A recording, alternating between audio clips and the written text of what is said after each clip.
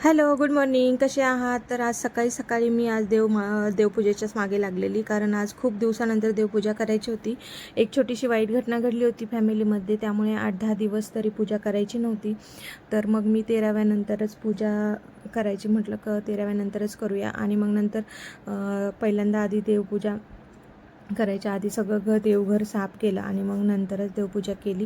तर हे छोटंसं देवघर आम्ही बनवलं होतं. फर्निचर आम्ही जेव्हा घरात थोडंसं फर्निचर करून घेतलं होतं नवीन घरामध्ये, तेव्हा हे छोटंसं देवघर आम्ही ईशान्य कोपऱ्यात बनवून घेतलं होतं. कारण ईशान्य कोपऱ्यात म्हणजे देवघर नेहमी ईशान्य कोपऱ्यात असावं वास्तुशास्त्रानुसार, म्हणून आम्ही छोटंसं असं फर्निचर करून घेतलं होतं. तर छोटंसं देवघर आमचं कसं वाटलं मला कमेंटमध्ये नक्की सांगा.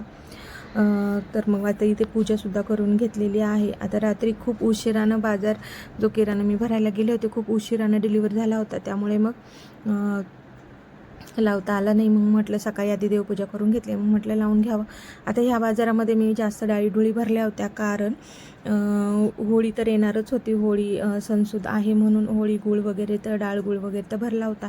पण उडदाची डाळ भरली होती, मुगाची भरली होती, कारण आता पापडसुद्धा करायचे आहेत. उडदाचे उन्हाळा चालू झाला आहे तुम्हाला तर माहितीच आहे. साबुदाण्याचे पापडसुद्धा करायचे आहेत, उपवासाचे जे साबुदाण्याचे पळी पापड आपण म्हणतो ते सुद्धा करायचे आहेत.